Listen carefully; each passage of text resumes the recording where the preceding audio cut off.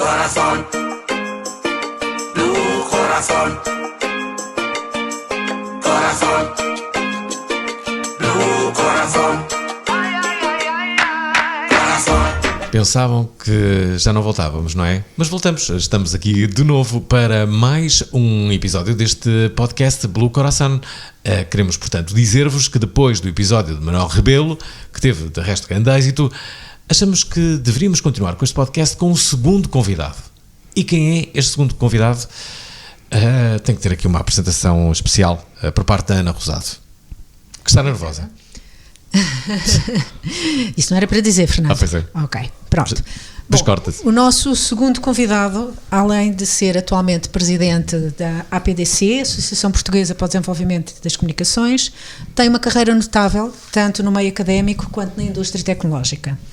É doutorado em Engenharia Eletrotécnica e Computadores pelo Instituto Superior Técnico, onde também foi professor por mais de uma década e liderou uma das mais importantes empresas nacionais na área da tecnologia, onde foi CEO e Chairman, onde de resto eu tive o prazer de me cruzar com o professor Rogério Carapuça, a quem damos as boas-vindas. Muito obrigado, e Ana. agradeceu especialmente a presença. Obrigado, Ana. É um gosto estar aqui convosco. Obrigada a nós. Queria fazer uma pergunta um bocadinho diferente, que é a primeira. De onde é que são os carapuças? Do Alentejo. Meu pai era de Portel e ele veio para Lisboa muito novo. E que é que a minha ele mãe fazia? era de Lisboa. Que é que fazia? Portanto, ele veio estudar para Lisboa. Portanto, o meu avô paterno teve 4 filhos e ele foi o que o avô decidiu que vinha estudar para Lisboa. Então, pegou nele um dia, pô-lo num colégio interno em Lisboa e ele teve cá logo um ano para começar. Portanto, quando era pequeno, aí aos 12 anos. Portanto, deve ter sido uma experiência bem traumática. Ele depois ficou em Lisboa e foi trabalhar, depois de acabar os estudos, foi trabalhar para a Marconi, que era uma empresa, por acaso, do setor das telecomunicações, e teve toda a vida na Marconi. É daí, do teu pai, que vem a tua capacidade de liderança? Sim, provavelmente. A minha mãe também também trabalhou, mas trabalhou essencialmente como administrativa em empresas de representação de ótica, na área da ótica, e antes disso trabalhou na Liga dos Combatentes, que era uma instituição que não sei se ainda existe hoje, mas provavelmente ainda existirá. E o meu pai, sim, era uma pessoa que se dedicou mais à vida corporativa, digamos, numa organização, e portanto provavelmente terá vindo daí essa parte. Muito bem. Posso fazer a primeira pergunta que estava no guião, Fernando? Vamos a isso. Temos guião e tudo hoje.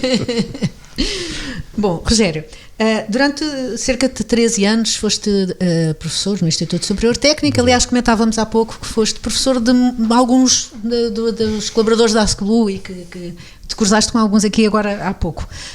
Como é que foi ser professor e investigador no Instituto Superior Técnico? Algum tipo de memórias que gostasses de partilhar connosco? Muito bem. Bom, Qual era eu terminei a minha licenciatura em 81. Já agora, e fazendo aqui um pequeno preâmbulo, dizem os meus pais ou disseram os meus pais, que eles infelizmente já não estão connosco, que eu sempre dizia que queria ser engenheiro dos comboios. Portanto, falhou a parte dos comboios. Mas isso foi talvez perto.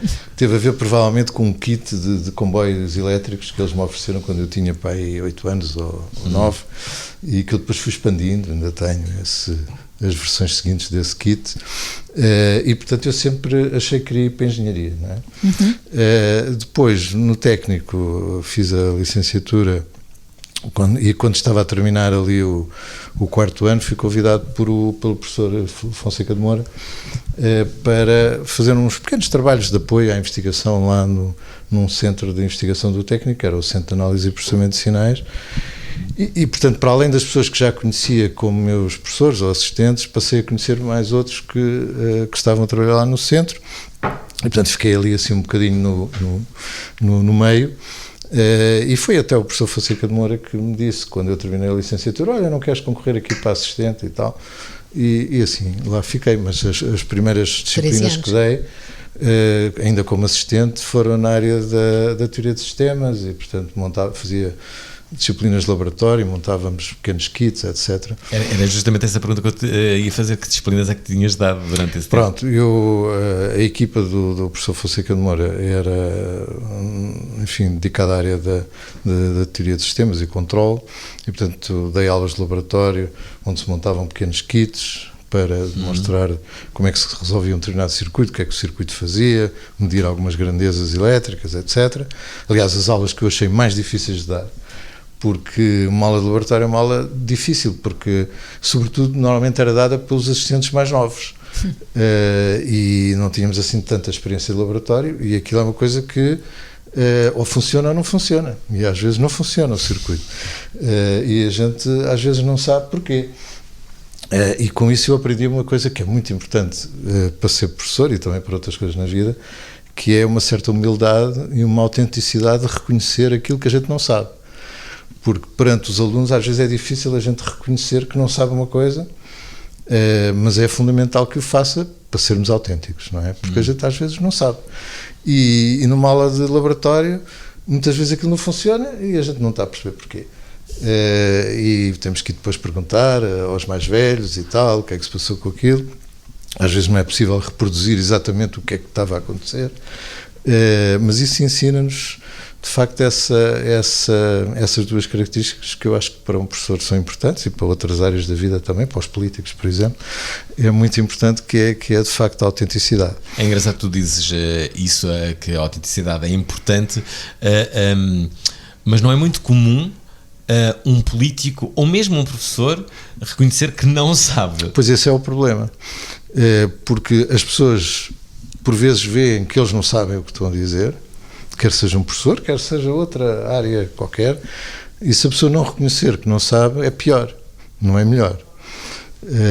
E às vezes, ao nível político, é difícil as pessoas reconhecerem que não sabem, que eles não tinham razão, que não viram aquilo bem, porque isso vai ser aproveitado, provavelmente, e fazem um erro, porque de facto os homens falham e as pessoas às vezes não sabem as coisas. Sem dúvida. Sabes, Fernando, esta é uma das características que eu acho que faz do professor Rogério Carapuça um líder único. É uma característica que já ouvi muitas vezes destacar. Eu estava-me a lembrar de um erro que as pessoas ainda hoje se recordam, a famosa declaração do António Guterres. Os 6% do produto interno bruto em despesa de saúde. Isso é quanto em dinheiro?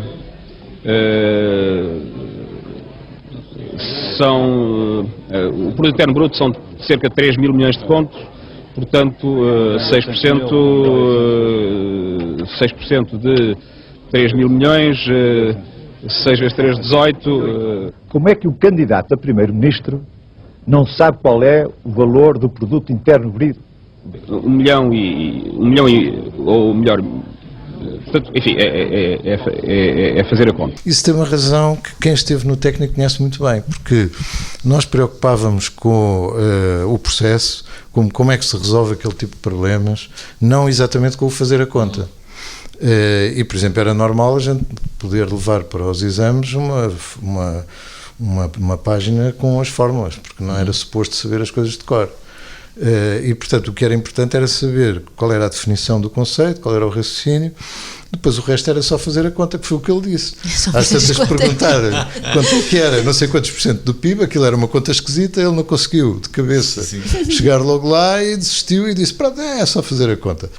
Claro que isto no meio nosso a gente percebe que essa é a reação natural. Aliás, essa possivelmente no meio político não, porque é suposto as pessoas saberem sempre tudo, supostamente. Ora, não há pessoas que saibam tudo, não é? E, portanto, a gente tem que ter essa capacidade e os alunos, isso é fundamental, porque se os alunos perceberem e percebem que a pessoa está a dizer uma coisa que não está certa, mas que está a insistir nela, é muito pior do que a pessoa dizer, olha, não sei, não estou a ver porquê, vou ver melhor e para a próxima vez a gente discute o tema. O que é que te levou a mudar do meio académico para o meio empresarial? Qual foi a motivação, se é que há alguma identificável, que provocou essa mudança? Eu acho que foi um processo progressivo, isto é preciso a gente perceber que quando eu terminei a licenciatura estávamos em 1981 e o país era muito diferente do que é hoje. Aliás, podemos falar sobre isso, se quiserem, mas nós... a investigação que se fazia em Portugal até essa altura era tipicamente financiada por Orçamento do Estado. E começaram a surgir instituições, nomeadamente o INESC, onde eu também estive durante 10 anos. Eu comecei a trabalhar no INESC em 84, depois de ter terminado o mestrado. E o INESC foi uma instituição importante porque passou a trazer o conceito de investigação por contrato, ou seja, a investigação não se faz só em situações em que é o Estado a pagar do seu orçamento, mas deve ser feita para quem tem os problemas, podem ser empresas, e isso implica pôr os investigadores a procurar contratos, a vender, digamos assim, e encontrar formas de financiar a sua investigação. Ora, eu fiz isso no INESC e, portanto, sempre tive clientes, e, por outro lado, tive pessoas que trabalharam comigo, nomeadamente o José Afonso de Sousa e o Pedro Carvalho, que em 89 resolveram lançar a nova base, utilizando para isso a incubadora empresarial do INESC.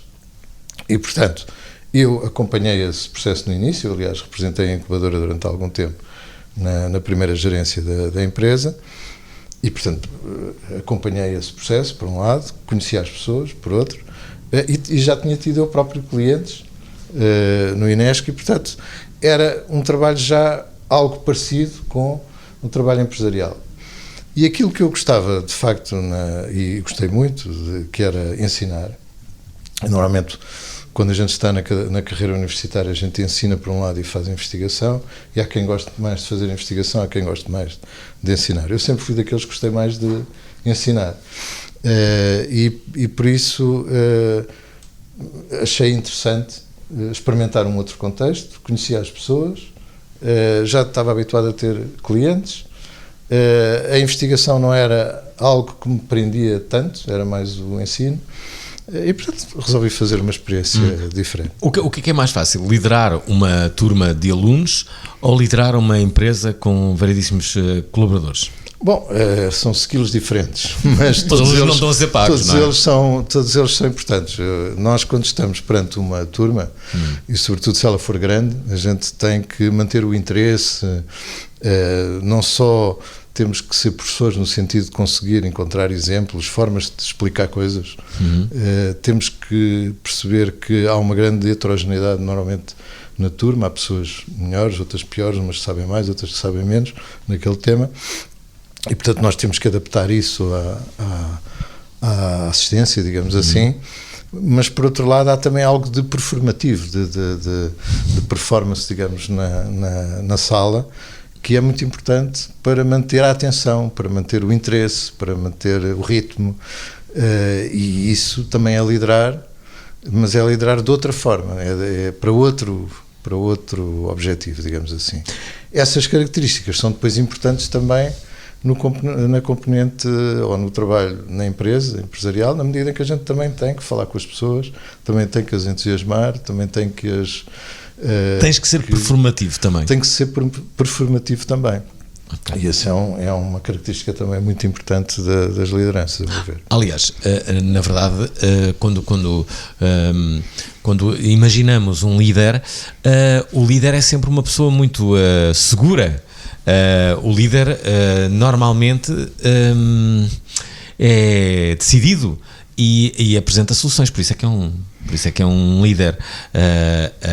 As pessoas estão um bocadinho habituadas a isso, estão à espera disso por parte um líder não pode ter dúvidas.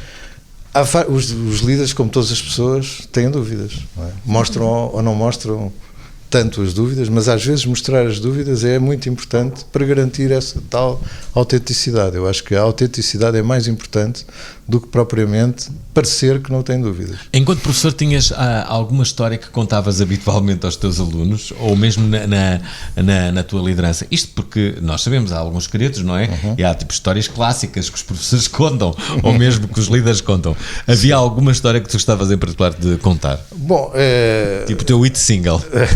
Sim.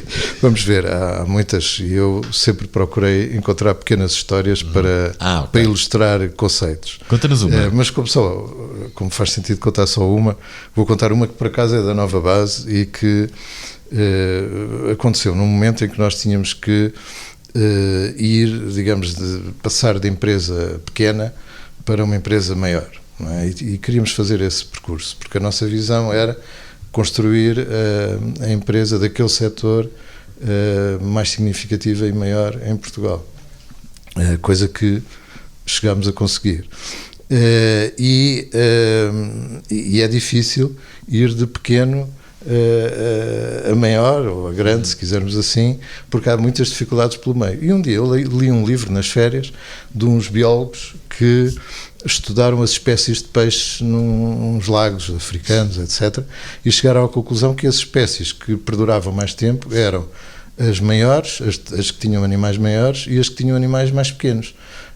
As médias normalmente Sucumbiam.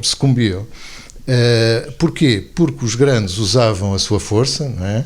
No caso das empresas, o poder de mercado, e as pequenas especializavam-se. Portanto, era aquele peixe que tinha a boca torta e conseguia comer debaixo de uma pedra que os grandes não conseguiam apanhar. Os médios não conseguem fazer facilmente isso, nem combatem bem com os grandes em termos de poder de mercado, nem combatem bem com os pequenos porque já são grandes demais para isso. E, portanto, ser médio é uma coisa horrível. E nós queríamos ir, portanto, de pequeno para grande sem passar por médio, o que é uma coisa difícil. E então foi aí que a gente usou um conceito que inventámos na Nova Base, chamada a rede de especialistas, ou seja, a gente ia desenvolver a empresa como uma rede de empresas mais pequenas e termos, digamos, um peixe grande constituído por um cardume de peixes pequenos, e para evitar aquela Voldemort que era passar por médio. E essa era uma história que eu contava e que muitas vezes lá ficou conhecida assim pela parábola dos peixes. É uma bela história. Para ilustrar esse. Um dos momentos chave na Nova Base foi exatamente o momento do IPO, não é? Pronto. Há alguma história que gostasses de partilhar connosco desse momento? Que eu sei que foi um momento muito... Eu nessa altura não estava, não acompanhei, mas foi um momento muito significativo na história da empresa. Sim, vamos lá ver. O IPO foi importante por várias razões, três fundamentalmente. Por um lado, para a construção de valor, para os acionistas, naturalmente. Segundo, para a empresa ter dinheiro para poder investir noutras áreas, comprar outras empresas, etc.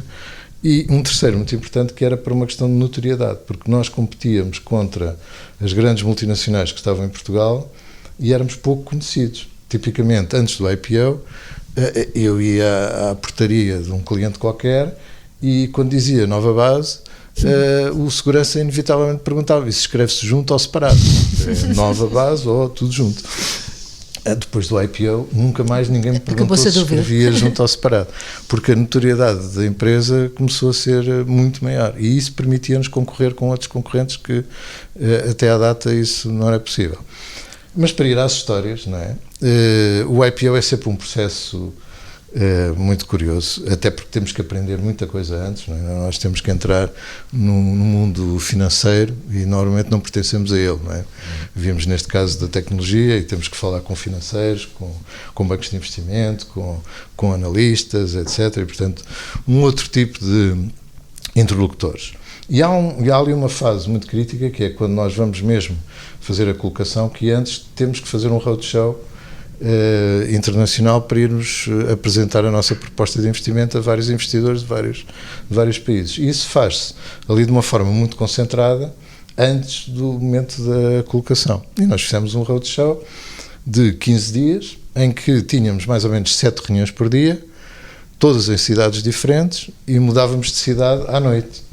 E fazíamos sempre o mesmo discurso, com o mesmo PowerPoint, que na altura não era PowerPoint, era um cavalete com slides em papel que a gente levava em mão e punha em cima da mesa para fazer a apresentação, e fazíamos o mesmo discurso 7 vezes por dia, em cidades diferentes, e mudando de interlocutor. Os interlocutores depois faziam perguntas ligeiramente diferentes, algumas também eram iguais, mas portanto o script era igualzinho.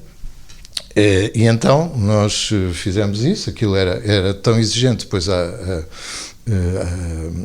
enfim, a comunidade financeira não admite atrasos, portanto se a reunião é às 9, não é às 9:01, E, portanto, para chegar numa cidade que a gente não conhece, que chegámos lá de manhã e que temos de chegar a horas às reuniões todas, havia uma empresa que nós contratámos especializada em fazer isso, que tinha os motoristas e o gajo que ia à frente, fazer o scouting para ver se o trânsito estava bom ou mau, para garantir que a gente chegava a todas as reuniões à hora. E a nossa missão era fazer a mesma conversa em todas as reuniões, responder às perguntas quase todas iguais, durante 15 dias, em várias cidades. De maneira que às tantas a gente já não podia ver o palco, a apresentação, o cavalete, etc. Então, a última reunião, que foi em Copenhaga, um dos meus colegas, que era o Investor Relations na altura, o Manuel Festas, disse: já não posso ver esta apresentação, quando acabarmos hoje vamos deitar isto ao mar. e escolhemos naturalmente um spot fundamental, que é a Pequena Sereia. Claro. E quando chegámos lá, olhámos para aquilo e dissemos: bem, mas isto aqui é um nível civilizacional tão alto que a gente não vai atirar aqui um cavalete com papel para o mar. Portanto, vamos levar afinal isto para Portugal. Mas essa sensação da gente fazer aquele esforço concentrado e que depois repetimos muitas vezes, porque era necessário depois manter os acionistas ou os candidatos a acionistas informados, mas aquele foi de facto muito concentrado e foram bastantes dias e portanto houve várias histórias curiosas. Há pouco falavas do Portugal em 1981, não é? Do país, como ele estava em 81 e como ele está em 2025. O que é que mudou na tua perspectiva enquanto líder? E já agora, como é que tu vês as novas gerações? E como é que é agora a liderança adaptado aos novos colaboradores?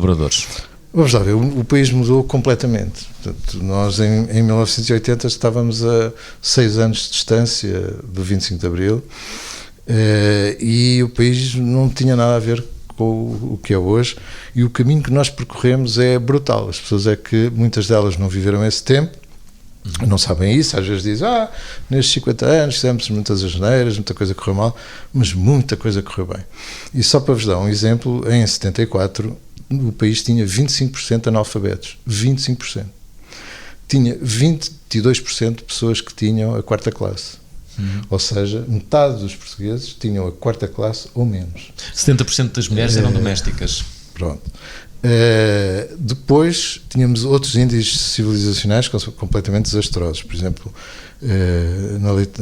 a mortalidade infantil era de 40 mortes por 1000 partos. Neste momento é 2. Portanto, melhorámos 20 vezes. A esperança de vida também, 65 anos, 64, hoje 82, 83. Portanto, o país era completamente diferente, era paupérrimo. As pessoas tinham muito pouca qualificação, era tudo diferente. Para já não falar do facto de que até 74 aquilo que os jovens esperavam que acontecesse era serem mobilizados e irem para uma guerra, onde podiam voltar ou não, onde podiam ser feridos ou não, iam perder ali uns quantos anos de trabalho que não fariam, de carreira profissional que não iniciavam, e quando chegavam a Portugal encontravam uma inflação de 20% ao ano. 20% ao ano. A inflação era 20% ao ano? Não é 4% ao ano como a gente agora diz: 4% ao ano é uma coisa horrível. E portanto, e não só em 74, mas naquela altura em que nós pedimos o primeiro resgate ao FMI, salvo erro em 83, por aí, e portanto era um país completamente diferente. E do ponto de vista das qualificações era o que vimos. Sempre houve espírito de empreendedorismo, curiosamente, mas era um empreendedorismo não qualificado. E porquê é que havia empreendedorismo? Porque havia pessoas que iam para o estrangeiro e migravam para trabalhar porque não conseguiam cá, porque iam para as ex-colónias portuguesas fazer os seus empreendimentos, construir lá as suas empresas, ou outros construíam empresas em Portugal. Muito poucas empresas com dimensão, muitíssimo poucas, e isso aconteceu porque a qualificação das pessoas, a escolaridade das pessoas era muitíssimo baixa, e portanto nós não conseguíamos fazer coisas de alto valor acrescentado.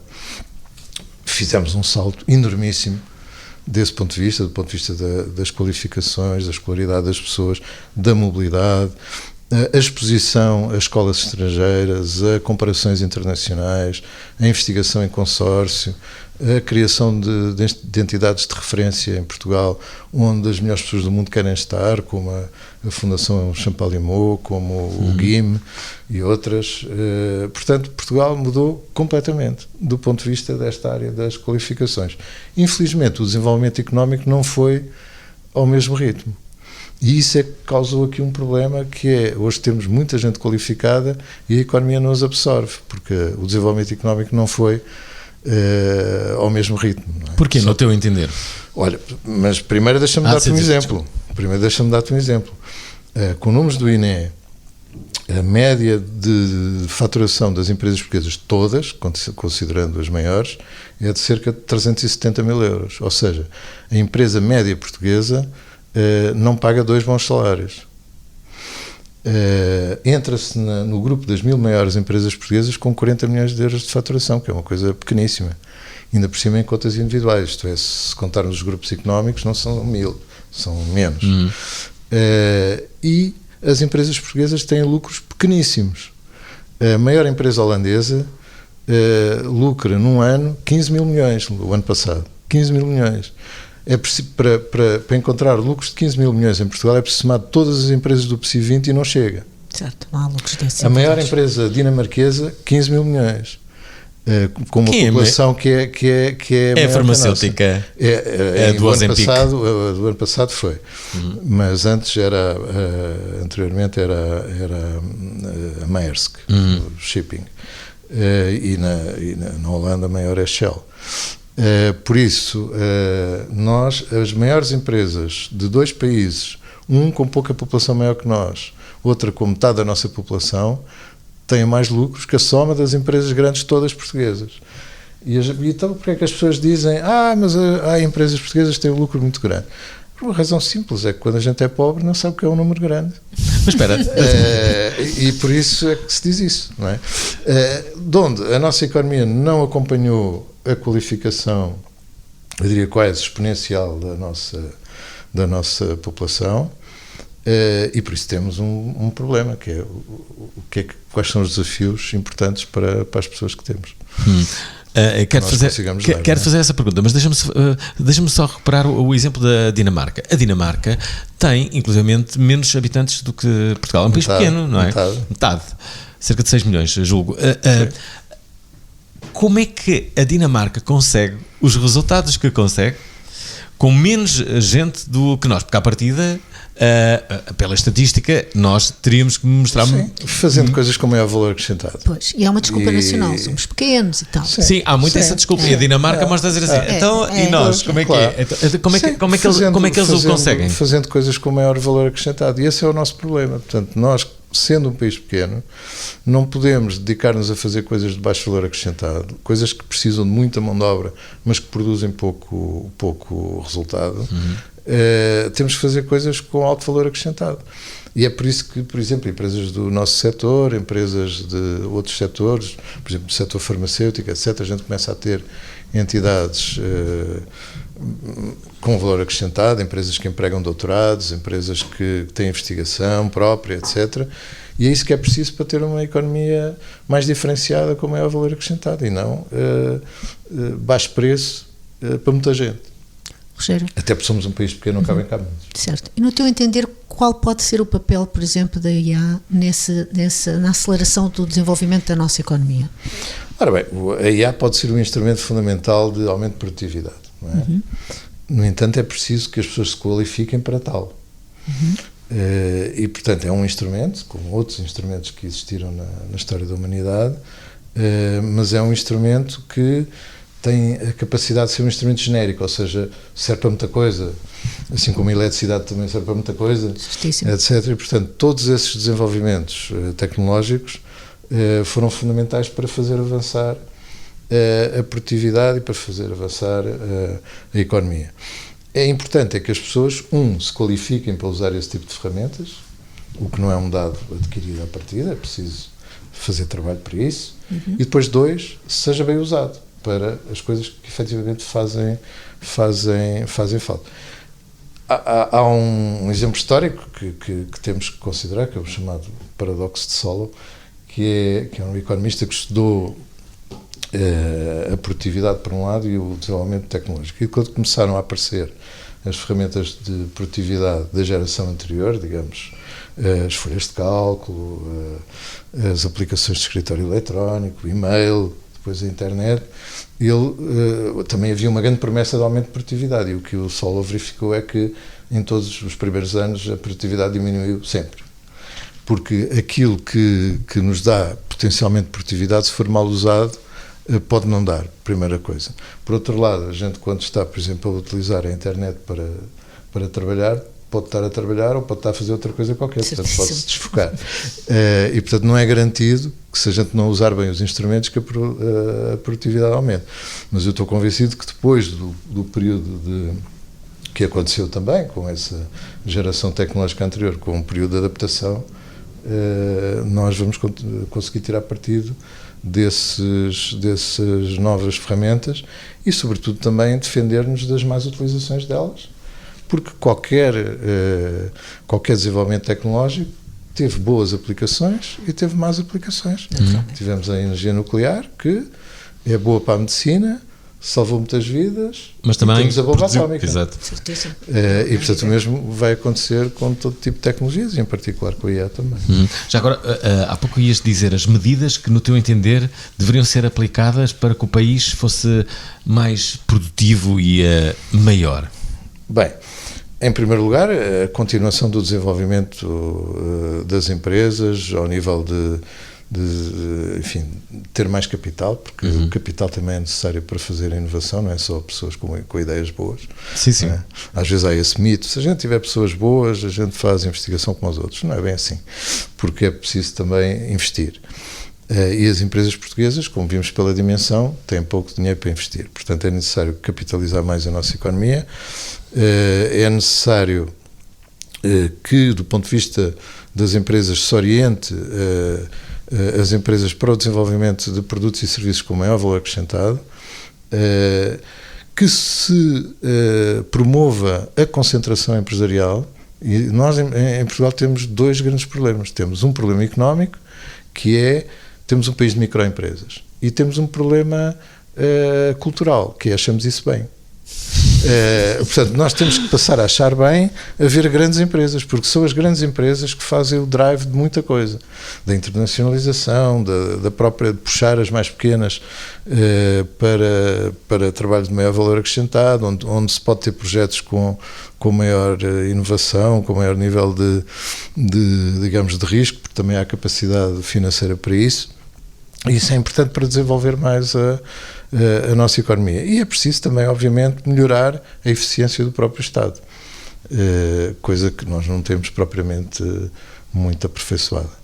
O José Gil, o filósofo... Não quer dizer que não tenha sido já pior no passado, mas obviamente temos que continuar a melhorar no futuro. O filósofo José Gil tem um livro que se chama Medo de Existir. Pergunto-te, achas que Portugal tem medo de existir? Neste caso, e particularizando a nossa conversa, medo de ser maior?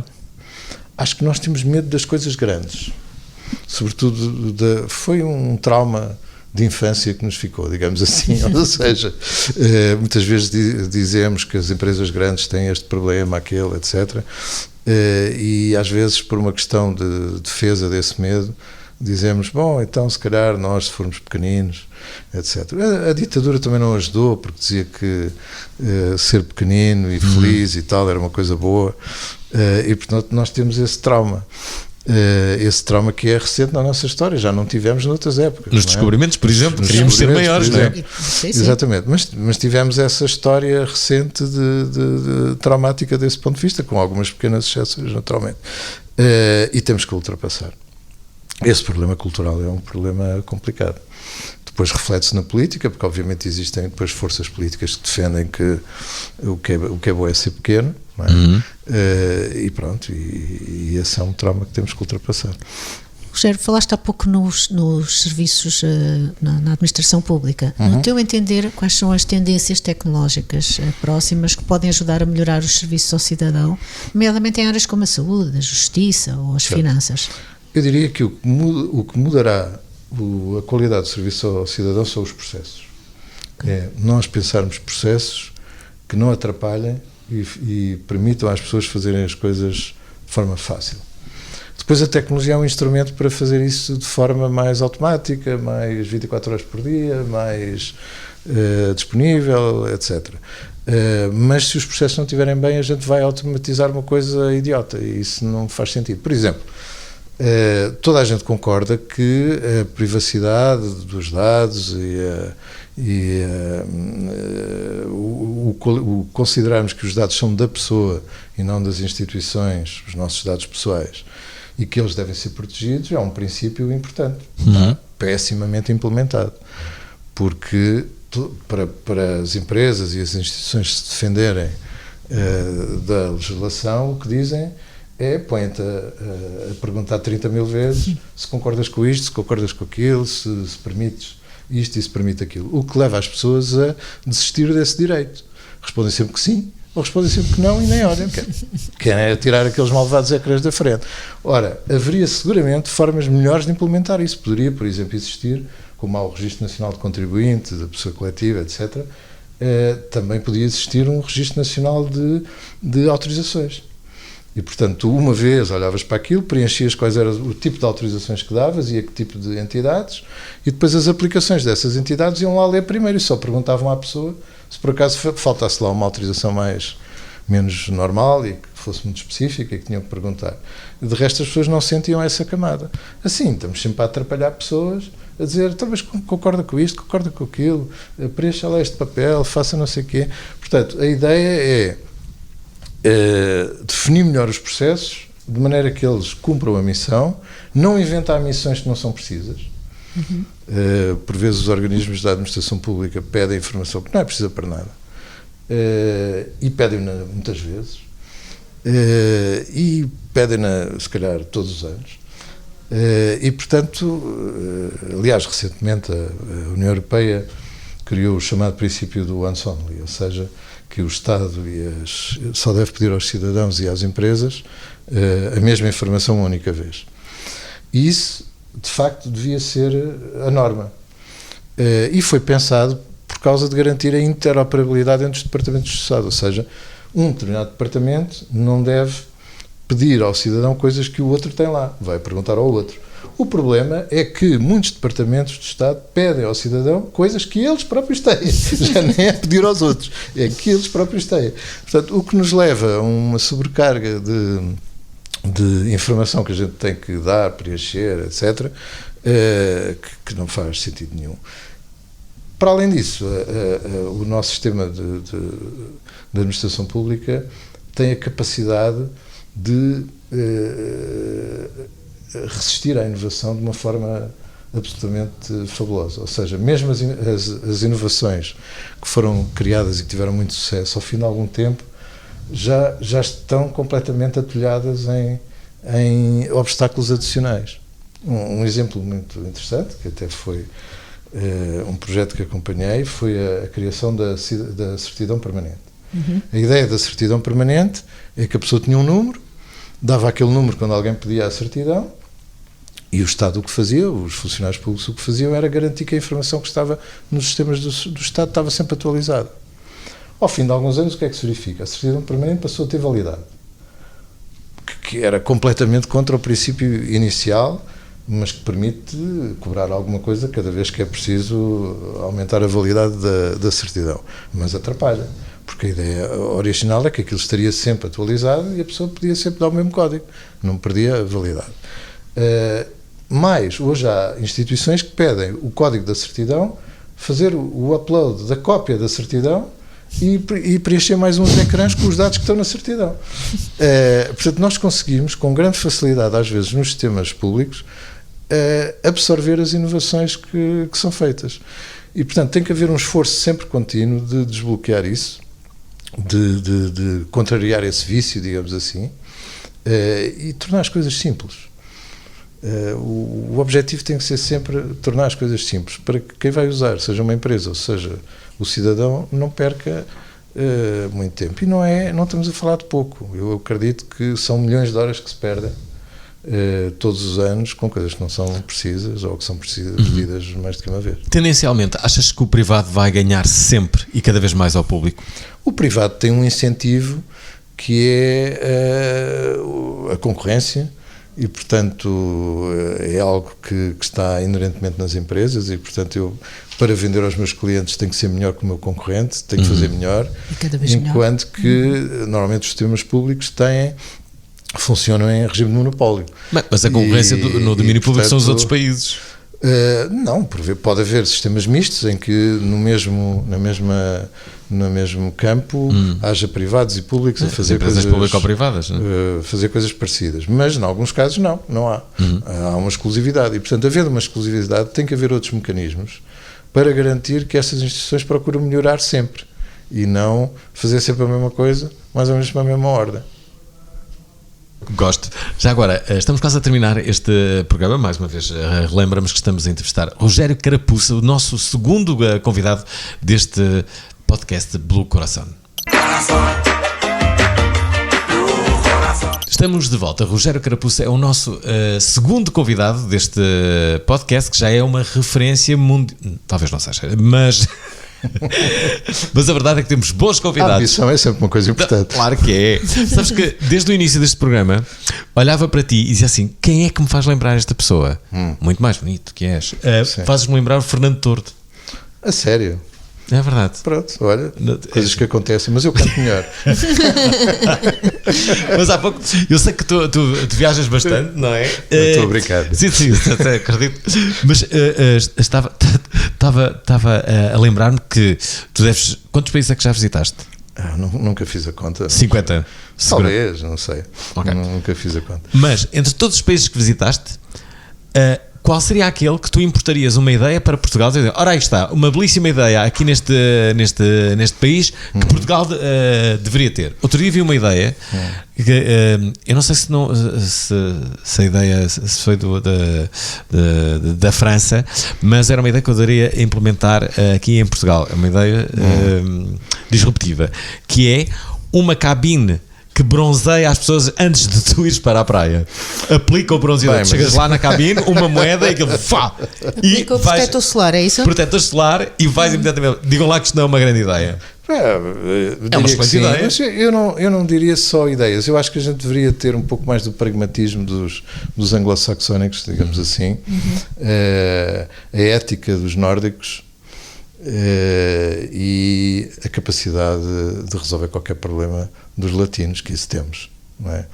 Mas se nós fôssemos um pouco mais organizados, com mais processos, etc., como são os anglo-saxónicos, e não nos limitássemos a acreditar que a nossa capacidade de desenrascar, que é uma palavra que eu não acho que exista noutro país, nos resolve tudo, eu acho que a gente teria um país muito mais produtivo, porque conseguíamos juntar essas duas coisas. Já agora, há pouco fazia aquela comparação, analogia com o livro do José Gil, o meu medo de existir, mas muitas vezes há sempre exemplos. Tradicionalmente a Alemanha, em que a produtividade é sempre muito elevada, quais são as razões que fazem com que nós sejamos tão pouco produtivos? Aquilo que tu disseste de pensar... Eu acho que é um pouco o nosso ADN, em que a organização não é a primeira prioridade, e portanto nós começamos a tentar resolver um problema. E se for uma coisa que nós temos que fazer num tempo impossível, com recursos impossíveis e aquilo correr muito bem, aquilo vai sempre correr bem, a gente consegue fazer aquilo, mas fazer a coisa de forma sistemática para que funcione sempre da mesma maneira, para que os processos sejam conhecidos e sejam simples, não é a nossa especialidade, mas temos que melhorar, não é? Eu acho que há uma geração agora que está a melhorar nesse aspecto de uma forma nunca vista. Ou seja, esta última geração que entrou agora no mercado de trabalho e que nós temos alguns aqui a trabalhar connosco, a principal diferença que eu noto é isso, é pensar processo. Sim. É ser mais estruturado nas abordagens. Há grandes diferenças, não é, entre esta geração e outras, para além de que normalmente uma geração procura sempre colmatar algumas coisas que não gostava na anterior, não é? Claro. E resistir a elas, etc. Essa rebeldia é importante e faz parte, não é? Mas nós hoje temos uma geração muito mais móvel. Também. E que já viu, sei lá, a primeira vez que eu andei de avião devia ter para aí 18 anos. Porque era muito caro nessa altura. Pois, e não era uma coisa ao alcance de todos, não é? Sim. E hoje não, as pessoas têm uma mobilidade muito grande, veem outros exemplos, falam com pessoas de outros países, passam lá temporadas, trabalham lá e depois vêm para cá e depois trabalham em qualquer sítio. Portanto, é uma geração muito mais móvel e isso permite comparar melhor. Certo. É uma geração mais móvel e também mais produtiva, esta? Bom, o mais produtivo depende.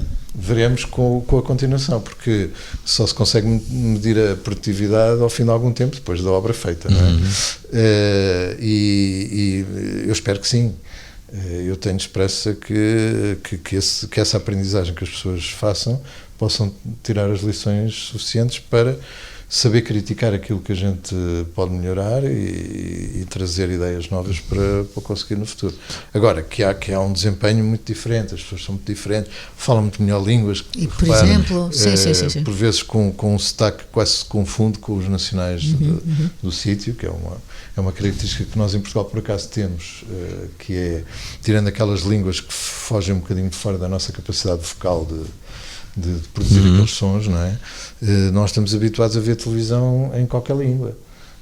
Sim. Não dobramos a televisão, estamos muito expostos ao exterior. Eu diria que os portugueses têm jeito para línguas. Sim, isso tem a ver com muitos desses fenómenos e, portanto, hoje nós encontramos na nova geração de profissionais pessoas com uma capacidade de falar como os nacionais de outros países, que não tem nada a ver com aquilo que acontecia no passado e que acontece às vezes aos profissionais de outros países que querem falar línguas diferentes da sua. Certo. O ensino também evoluiu, que também ajudou a que esta geração tivesse outra preparação. De inovação, o nosso sistema de investigação e desenvolvimento também é muito mais sofisticado, portanto há mais oportunidades, as pessoas têm muito mais oportunidades e por isso espero que as aproveitem bem. Deixa-me fazer-te esta última pergunta.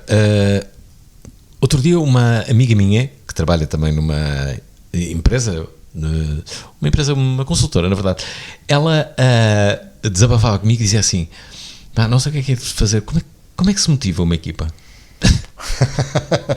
Se faz lembrar aquela anedota como é que se lava um tigre, não é? Que a resposta é com perigo de vida.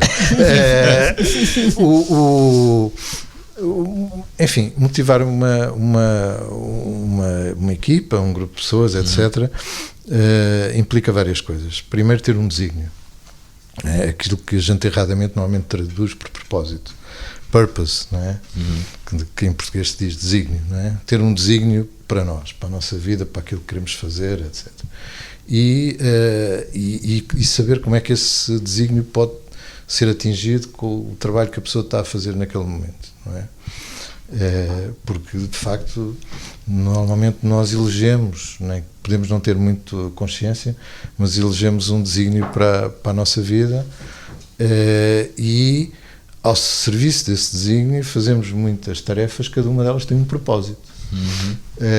E, portanto, nós temos que encaixar aquele trabalho que as pessoas têm que fazer nesse desígnio que as pessoas têm para si, para que aquilo tenha significado. O dar significado àquilo que se faz é fundamental para o desempenho das pessoas. E depois garantir que as pessoas têm o treino, têm as capacidades necessárias para fazer aquilo e não estão propriamente a inventar a roda, não é? E depois é mostrar o caminho. Portanto, o grande papel do líder é mostrar o caminho. E sem ter medo que às vezes se engana. Mas aquilo é o melhor que ele consegue fazer neste momento e de acordo com o que ele acha que neste momento é É a verdade, o caminho é aquele. Há um poema muito conhecido do José Régio que diz: posso não saber o caminho, mas sei que não é por aí. Não é por aí, sim. É muito importante saber o que é que não se quer. Mas também é importante saber o que é que se quer. Última pergunta. Estás satisfeita? Estou satisfeita com o resultado, muito satisfeita, portanto, eu, por mim, não. E pronto, Termino. nós vamos acabar este podcast. Queremos agradecer aqui ao Rogério Carapuça, foi bastante elucidativa aqui a nossa conversa no podcast Blue Coração. Estamos de volta muito em breve para o terceiro episódio. Obrigado, Rogério. Muito obrigado, eu também. Tive muito prazer em estar aqui com a Ana, uma pessoa que eu conheci ainda na Nova Base e que eu acredito que nós na Nova Base criámos um sistema que criou muitas oportunidades. É verdade. Oportunidades não só para pessoas que estão lá, mas também para as pessoas que criaram as suas empresas, lançaram as suas atividades, foram trabalhar para outros sítios, enfim, estão hoje a fazer coisas às vezes completamente diferentes, mas que tiveram ali uma experiência que foi importante, e acho que estar aqui nesta vossa iniciativa é uma coisa que me dá muito gosto. Muito obrigado. Já agora, só mesmo para terminar, tens alguma frase que tu gostes e que possa ser inspiradora para a tua vida? A minha é: fia-te na Virgem e não corras. Eu vou arranjar uma que não é minha, mas que li recentemente no livro mais recente do Yuval Harari, penso que é o último, que é o Nexus. É um livro muito interessante sobre a história das redes de informação ao longo da história da humanidade, e ele diz uma coisa muito importante, que é: mais informação não garante mais sabedoria. É verdade. Bom, resta-me também a mim agradecer a presença do Rogério, foi com muito prazer que te recebemos aqui hoje. Obrigado. Obrigado pela tua disponibilidade e pronto, até ao terceiro episódio, não é, Estamos Fernando? de volta muito em breve.